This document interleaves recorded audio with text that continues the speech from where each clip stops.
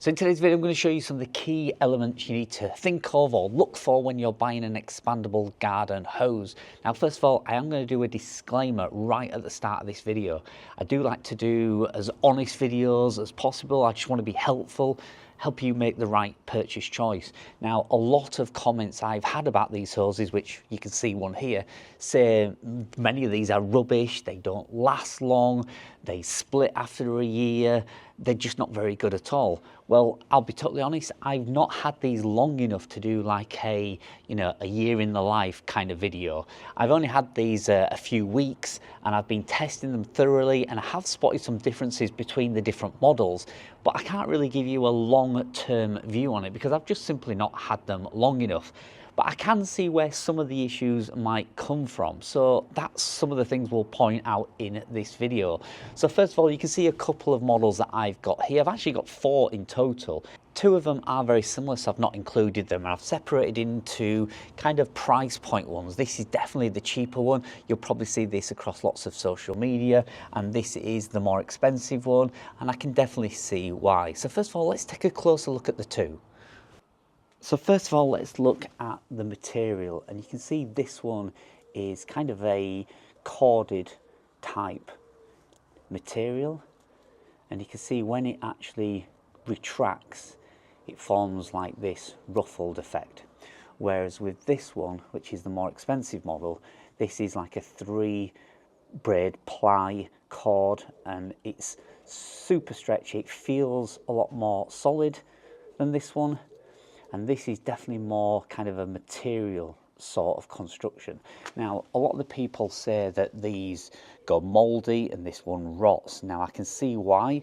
If I can zoom in, you can see I've only been using it a few weeks and it's already getting some markings on it. Now, I think a lot of the problems come from storage with this one. If you get this wet and you just throw it in a plastic bag or put it in the garage, then that is going to go mouldy, it is going to rot. I can definitely see that. Whereas with the more expensive one, as it contracts, it kind of squeezes the water out of it. So I do think this one would definitely last a bit longer. Now you can see they both come with these hooks which you can wall mount. Very similar design. And in fact, the actual controls, the actual nozzles, the spray nozzles, again, are very much similar in design, with the amount of different spray settings there is on there. They are both very similar, both have 10 sprays on there. Now the difference with the handles is what you want to look out for if you're buying this one has the just a simple on and off there, whereas with this one you can control the flow. This one is much nicer to use, it definitely is. The second thing is the actual attachments. You can see on this one it's plastic, and on this one it's metal, and it has an actual shut-off valve as well. Now this one comes in all sorts of lengths. You can get it from 25 feet up to 150 feet, and they all, I believe, come with this shut-off valve, but not all of them have that regulated valve there to control the flow. I have seen this model with this type of lever on it, this one here. So just be careful when you buy this that you get the one that you want. You might want this one, or you might want a lever type. So just make sure with this one that you get the right one that you want. Now you can see with the tap, they both have quick release. So just pull that down and that releases. And it's the same with the other one. If I just get the end of that and show you, it can be used just like that. Now this one, obviously the cheaper one, it comes with a black connector. So I would just take this one off and then use that one. But the more expensive model came with these brass fittings, or simulated brass, and they just push on there like so, and you can just unscrew that on and off. Yeah, you can definitely see the different effects. So let me just roll them both out on the grass and show you the length. These are both 50 feet hoses, so let's roll them out without any water, and then we'll put some water through them and see how far they go.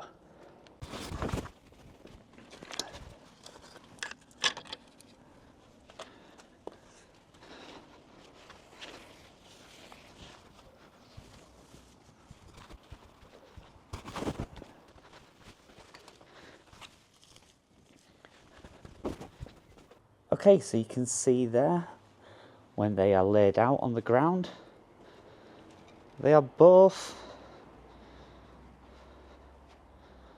almost identical in length. So they both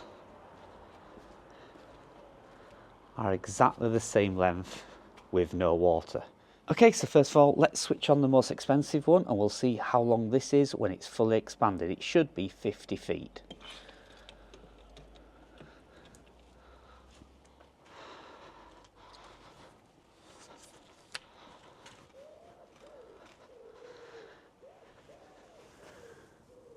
And you can see the hose is just starting to expand now. Doesn't take long, 30, 40 seconds. And then we'll stretch it out and see how far it goes. Okay, so let's take a look. So you can see the green one next to it, which stops there, which has no water running through it. And then you can see how much bigger this one is when it has all the water. It's extended 3 times the length, which is 50 feet in total. Like I say, you can get it in different lengths. But yeah, that is definitely 3 times longer than when it hasn't got water in it. Now let's do the cheaper one. This one here, the green Flexi hose. Okay, so you can see now I turn the tap off. With the more expensive one, it's back to its original length. So like I said, let's attach the green one and see how that does. Okay, so you can see the water is now expanding the green hose. Again, it's going to take around 30 or 40 seconds to fully expand, and then we'll stretch it out. Okay, and again you can see the length when it's fully expanded with the pressure of the water. It has gone again to 3 times its original length. Okay, so let me just show you a few of the spray settings now. You can see this one is actually labelled centre, cone, full spray, mist spray, jet spray, shower spray. 10 settings on them, and each one of the nozzles actually has the same number of sprays and they both perform the same. The only difference is, like I said, this one has a push handle. That is really how you control it. You can gently release it and get a little spray like that, or you can firmly press it and get a full spray. Let's turn that to jet. You can see almost going down the full length of my garden. Full spray, that's a very fine mist. Cone, centre,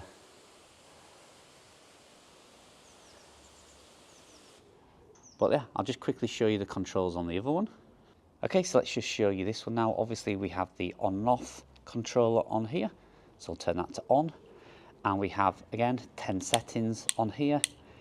These ones are not actually labelled with the words of what they do, so you have to kind of just guess, but it does have this lovely little control here, which is really, really handy. It's definitely the best feature of this. How easy that is. And again, very powerful. All the different settings.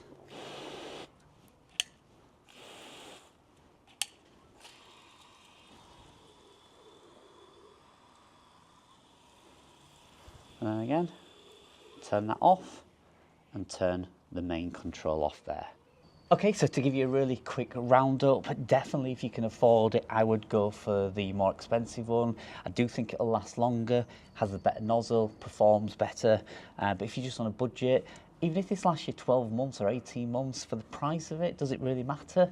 I think if you look after it, dry it after use, leave it in the sun to dry it, and don't over stretch it when it's fully expanded with water pressure, I think you'll still get a year or two out of one of those. So yeah, hopefully this video showed you everything you need to know about them. Like I say, I cannot vouch for their longevity. I've not had the chance to test them for long enough. But yeah, hope this video has helped you out.